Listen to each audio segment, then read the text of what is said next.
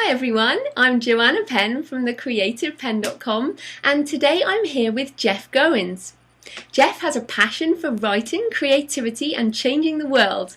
His writing appears in many top blogs around the web, and his blog was also voted as one of the top 10 blogs for writers in 2011-2012.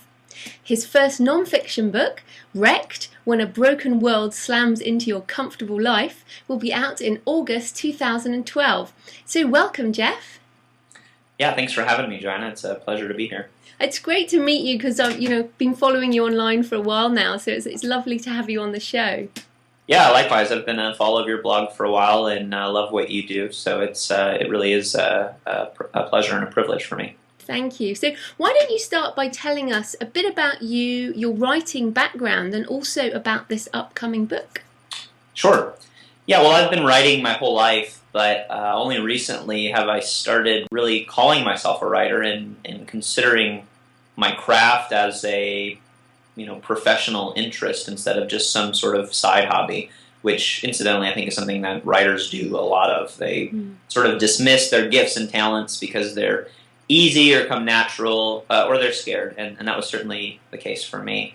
And I had a friend challenge me about a year and a half ago now, and he asked me what my dream was, and I said, that's kid stuff. I don't really have a dream.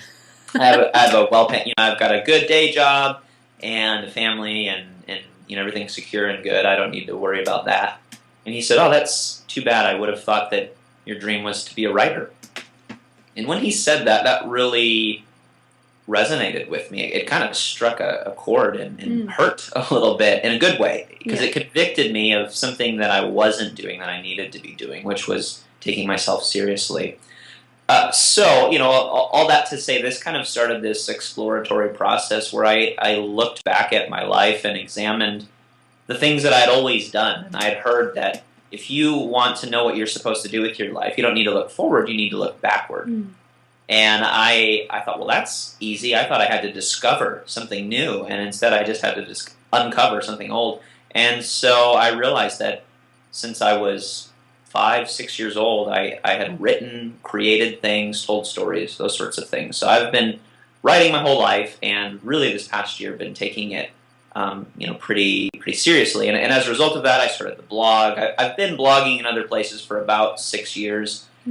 But this past year, I just really focused. I focused on one topic, which was writing, and I tried to build a platform to hopefully earn the attention of some publishers and hopefully write some nonfiction books. And so that happened a lot sooner than I thought it would. And we'll come back to that in a minute. But I wanted to follow up there. You said, it sounds quite similar to a lot of us, I think, is that looking back and then realising that this is something we've always wanted to be. And I was very much the same. But what was interesting there is you said about, calling yourself a writer.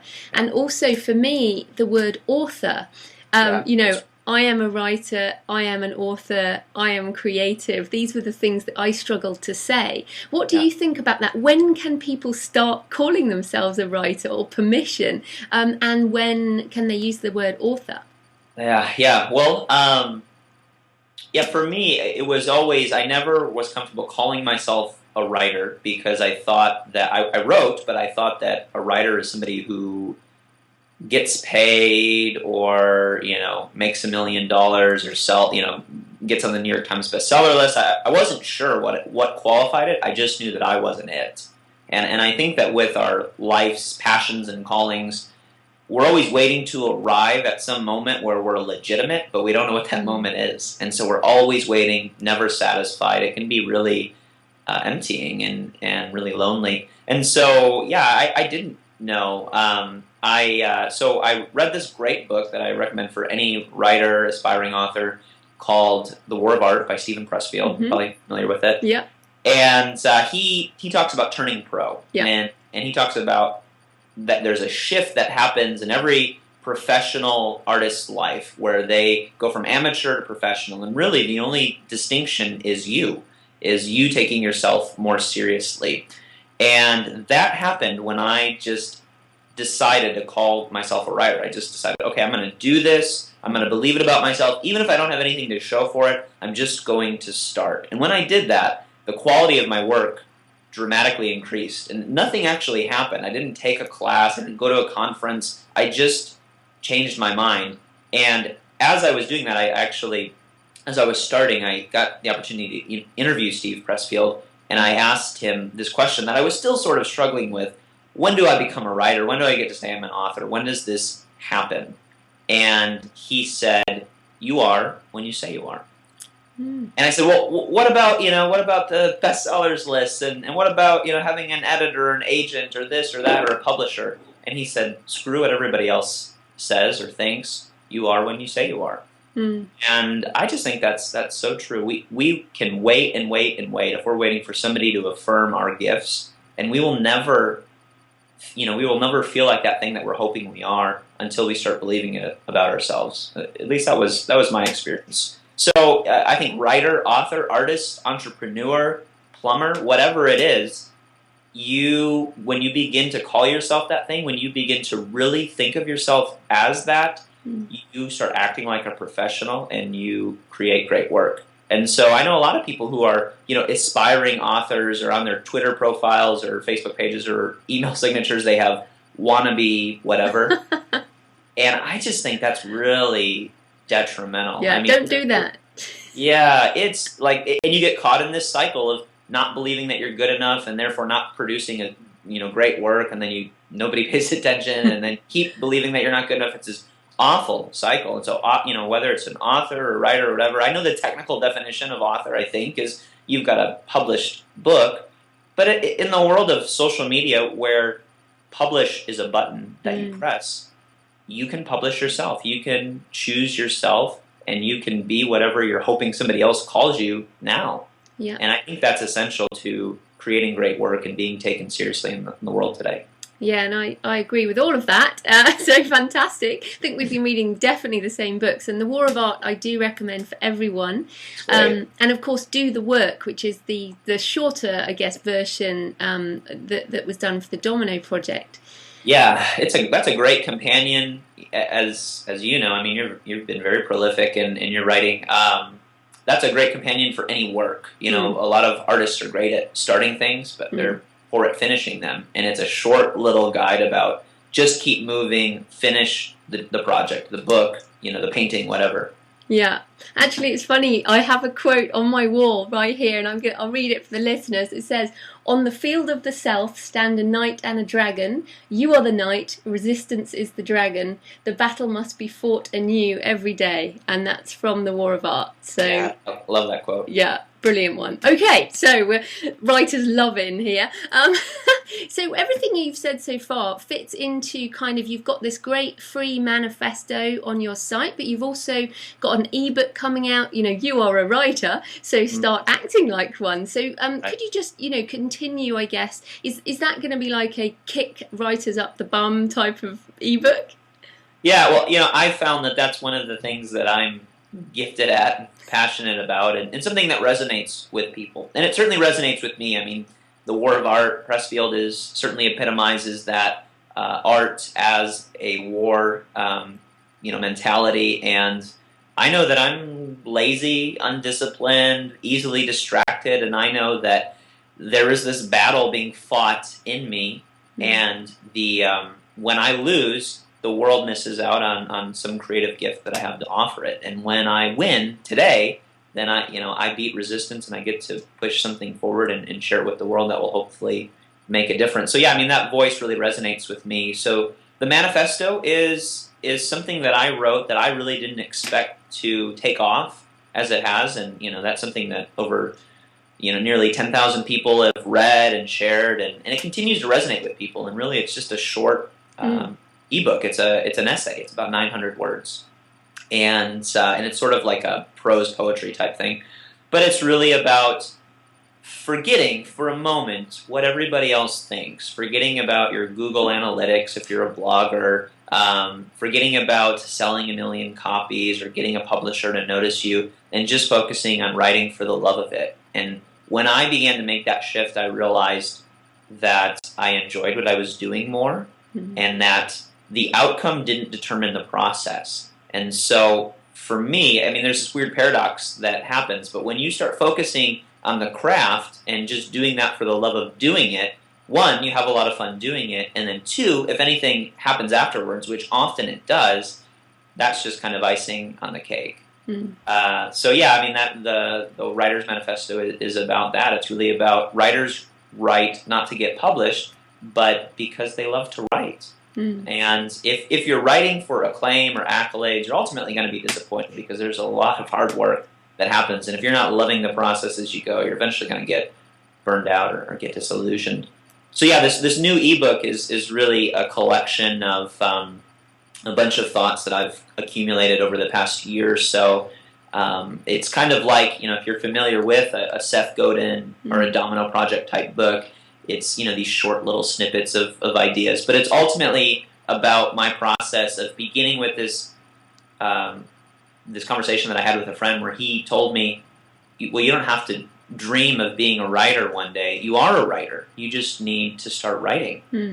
And so that I think more people who call themselves wannabes or aspiring authors or whatever just need to understand you are a writer. You just need to write. Writers write. That's what they do. And if you do that, you're already one. Yeah. And so yeah, there's a bit of butt kicking and also encouragement and bringing somebody to a point where they believe something so strongly about themselves that they are confident, which I think is essential to creating great work.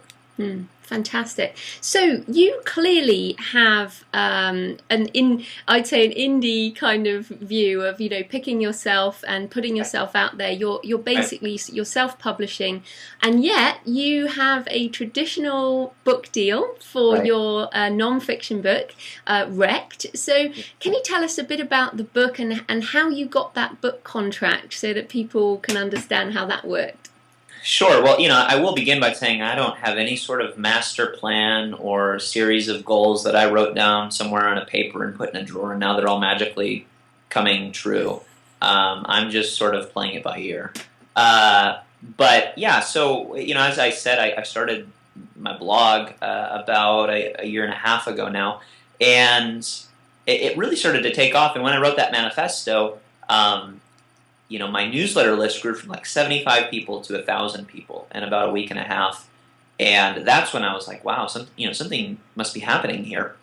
And this momentum started to build, and as that happened, a couple of publishers reached out to me, and some of them were what you might call like a hybrid publisher. They'll help you self-publish your book, but they'll charge you a bunch of money, and they'll get it into all these retail outlets. And I know people have done that, and that may work for you, but it felt kind of shady to me because it was kind of the worst of both worlds. You had definitely to share your royalties with them, and you ended up with not a very great product that you ultimately were had to pay for. So you might as well just self-publish at that point.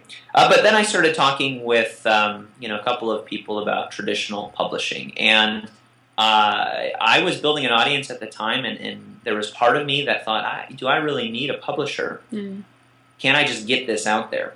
But I didn't go that route for a couple of reasons. One, a publisher came to me, and they had the idea. So I had written this ebook, this short ebook called Wrecked for the Ordinary, a manifesto for misfits. And it was something it was a free manifesto that was shared on a website called changethis.com years ago. And I'd forgotten about it, and they found it. And they found it through my blog because I had linked to it, like on my resources page. And they said, hey, have you ever thought of turning this into a book? And I hadn't.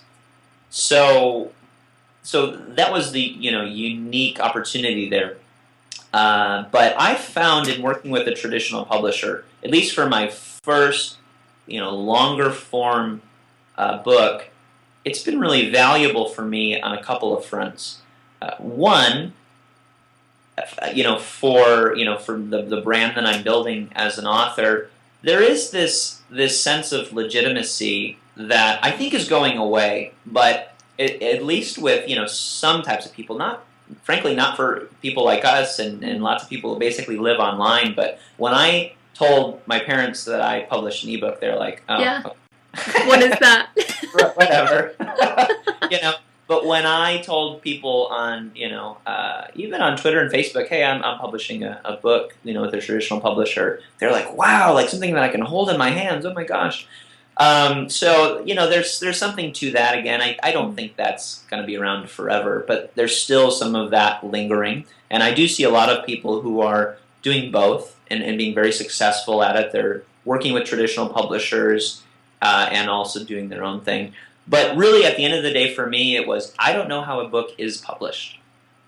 And I want to learn how it's done, how it's been done for centuries. Mm-hmm. And I get that it's changing, but I want to learn the process, and so that I can, if it works for me, I can continue to do it like this, or I can go off and do it my own way and know that I know how it's done. Mm. But, one of the things that I'm working on right now is like a bunch more revisions with my my trade book that's coming out later this week or later this month later this year with Wrecked. And it's grueling. I would never have spent this much time perfecting a book. And so I can say for this project that I'm working on, it's been worth it, because I know at the end of the day, I'll have something that I'm proud of. Mm. And that's my goal here. It's not to make money. There's lots of great ways that you can make money online, where you're not selling a no, it's not about the money. There's much easier ways to do that, and I'm exploring some of those. But as an author, as a writer, one of the most important things I want to do is create work that matters and leaves some kind of legacy and makes an impact, and hopefully this will do that. I know that we've really been diligent about the process, and so that's been great. And you can do that on your own. I just wouldn't have done it. I would have been lazy and I would have looked for shortcuts. And so that's been really valuable experience. Yeah, no, that's fantastic. I like that you're hybrid, calling it hybrid now, where you're doing, on each project, you basically decide whether or not it should go traditional, whether it should go ebook only, or, self-publish. So I think that's the most kind of mature attitude. There's too much hype and crap around in publishing. Right. Basically. So, and I want to pick up on one thing you said there.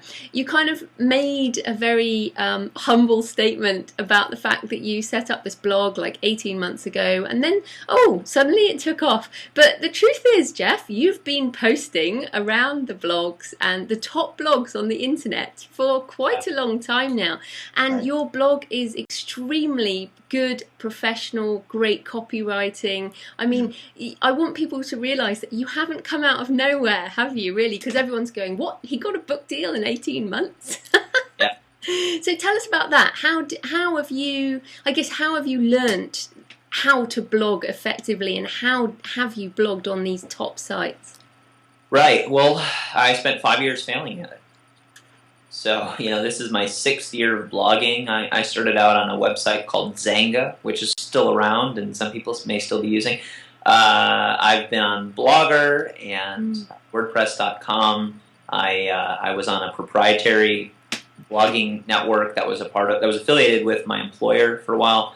I actually hung around on that blog for about 4 years and had a decent audience of a few hundred people, and had several articles that were #1 in Google, and I felt pretty good about that. But I just wasn't passionate about what I was writing about anymore, and I felt stuck in a corner, and I just needed something new. And so, I started that last year, GoinsWriter.com, and basically what I did was I worked for a nonprofit, and I was hired to help people. I was hired as a writer, and then very quickly I became like the staff blog coach. Because we use blogs to tell stories and get people interested in the work that we do. And so I thought I knew a thing or two about blogging. I've been doing this for years. And when I started this blog last year, I saw people doing things online that I had never been able to do personally. And I was envious and frustrated about it. And so I decided to just start from scratch. Like, what would I do differently if I didn't think I knew anything about blogging? And so I just started studying. I started reading Copyblogger and ProBlogger a lot. I started watching people like you and what you were doing, and I noticed that a very important strategy was guest posting. And so I had been sort of hanging out, doing the thing that most people that years ago you could do and you'd be successful. Start a blog, post on it every day, even if it's not very great. Just show up every day consistently, pay attention to keywords, and bam, you're a success. And it's just not true anymore. I mean, there's a much higher demand for quality. So yeah, I mean, I started studying. And I believe that I didn't know everything. And I think that forced humility helped me learn things that I never would have learned otherwise. Like, one of the things that's been most helpful to blogging for me isn't guest posting, but networking. Yeah. And really what that looks like is just meeting people, and I noticed people that were really popular online were also really generous.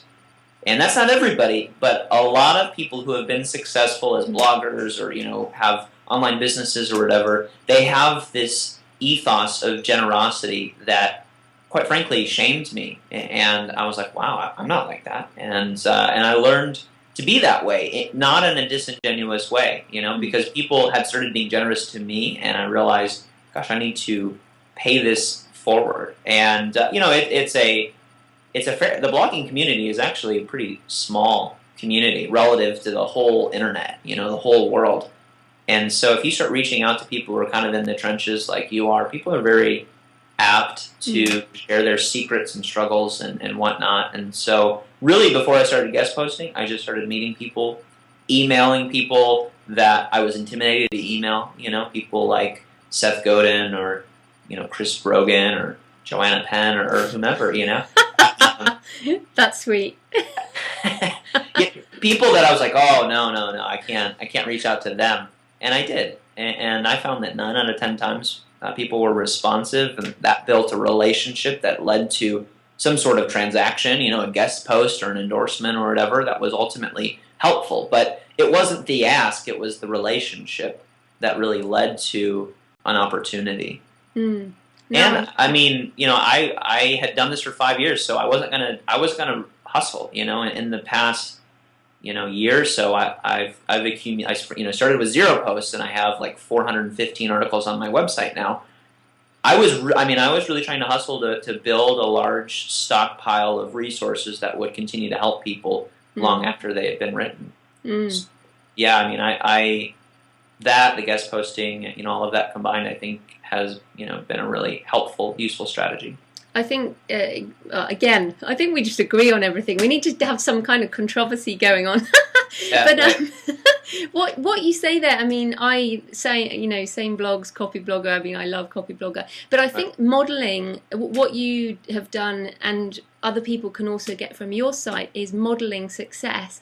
And I look at your site and I can see how you've modeled the copy blogger kind of headline stuff. You've modeled even your layout, and and I try and do it too, and I must do more of it. And modeling success is part of how we learn, isn't it? And we have to keep doing this. Right. Yeah, absolutely. Yeah, I go back to this article time and time again. Seth Godin wrote a post, which is like 2 paragraphs, like he does, called "The Secret of the Internet," and the subtitles is like "Hint, It's a Virtue," I think. And basically, he says the secret of the internet is you just keep showing up every day. And he uses this phrase, drip, drip, drip. The idea is it's not about being amazing. It's just about being diligent. And so I mean, the hard thing is when you see somebody immediately have tremendous success. But usually when I talk to those people, it was an overnight success. Chris Brogan just recently had an interview with Copy Blogger where he said, for 8 years I had 100 subscribers. Yeah. And we don't want to hear that. We want to hear about the overnight success. Chris Gilliboo is another one of those rock stars, and he's got this great little ebook, which is, I can't remember the exact number, but it's like 300 plus days or 279 days to overnight success. Yeah, that's a great one, yeah. And it's about how he built his community. And the point is, there's no such thing as overnight instant success. There's a lot of hustle, and we don't always see that. But yeah, I think that's important. And for me, for blogging, I think most people do throwaway content.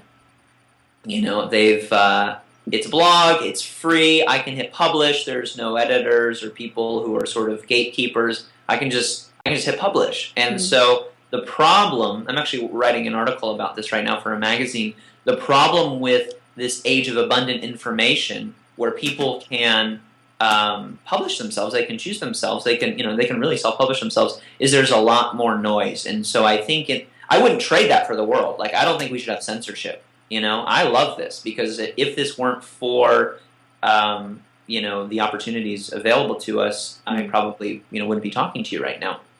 But the burden that we have, the people who really want to create art, who want to create meaningful content that's going to make a difference, you have to become your own censor. And so for me, I make this decision every day to create the best work I possibly can. And so I ask myself every time, whether I've written 5 articles ahead of time or whether I got to get up and pound it out at 5 a.m. this morning, I ask myself, is this the most important thing that I could be sharing today, or is this B content? And if it's B content, can I make it A content? But if it's not, but if I can't, then I need to throw it away and start over, or maybe hesitate, not post today. Yeah. No, I think there's some really good principles there, and you do talk about that 3 tools that writers need: the platform, the brand, and connection. I think we've talked a bit about platform there and connection. What about brand? I mean, you've basically just gone with your name and writer, which I think is very good, because you can basically do anything with that. But what do you think about brand, and how can people get to grips with that, because it's so kind of nebulous? Well, yeah, and I think the thing with that is you don't have to be perfect, right? And it actually helps to not be perfect, because with social media, it's very relational. The brand is you. If you're going to be an author, more often than not, the brand is you in some respect. And you want people to recognize you. Like, that's the whole point of it, is we writers are sitting in a closet somewhere, typing these words in seclusion, and it's a solitary, lonely practice, and the reward is people actually notice your words and hopefully are moved and changed by them. So with a brand, in this ebook that I was talking about that's coming up, You're a Writer, I talk about that. I talk about these 3 tools that you need and how to implement them. And really, with a brand, you want a name, and you want some kind of image that people are going to recognize, and then you just try to populate that everywhere, so that when people see your Twitter feed and then meet you on Skype and then read your blog, more or less they're getting this consistent experience. And the problem is, and anybody who's been on social media and then met somebody in real life has probably experienced this to some extent. You meet somebody on Twitter and then you meet them in real life and you don't recognize them. Like, that's a bad brand, and sometimes people, frankly, take, really flattering shots of themselves and then, post it on Twitter, but then you meet in real life, you don't look anything like that. You don't want to have a picture of you, like, with your hair messed up after you just got out of bed, but you want it to be you. You want people to not be disappointed with, them finally meeting you or reading something that you write, or seeing you speak, or whatever it is. And I think that the problem is people think you have to be perfect. They think you have to be Apple or something, and that's not true. But I think it's better to think of what a brand isn't. And a brand isn't a convoluted group of channels and names and ideas that have no intersection. If you're John1234 on Twitter and Deer Hunter 75 on Facebook, and your blog is howtobakeacake.com, what are you about? It doesn't make sense. So I think you just need to think about literally what a brand is. A brand is this image of cementing or burning something into somebody's brain. Branding is something that we do to things to go, this belongs to me, or to so and so, and I know that. And so everything that you create, every word that you write, every tweet that you post, whatever, needs to have that signature feel. And so as a writer, it's your voice manifested in your avatar picture online, your press kit, if you've got that, all of that stuff needs to be cohesive. It needs to look and feel and sound like you. No, fantastic. So that was really great, and I can't think of anything we could argue about, to be honest. Dang it. So where can people find you online? Well, they can go to GoinsWriter.com. That's my blog. Goins is like coins, but with a G. And, I'm on Facebook, Twitter, Google+, all of those places. There's links to all of that on my blog, and that's probably the easiest way to go there. And if people want that ebook that we were talking about, the Writer's Manifesto, you can just opt into my newsletter list, and there's you can get that for free. Fantastic. Well, thanks ever so much for your time, Jeff. Yeah, my pleasure. And Joanna, I would be remiss if I didn't just emphasize what a gift that your readers and listeners and viewers have in you. I think that we live in an age where the norm has become that content is free, and I think it's easy to overlook the blatant generosity that you lavish on your readers. And so thank you for the gifts that you're giving. I've certainly benefited from them. Thank you, Jeff. I really appreciate that, and I enjoy it. And I love talking to people like you, and I love the podcast. So I'm sure everyone's going to enjoy this episode. So thanks again. Yeah, my pleasure. Thanks for having me.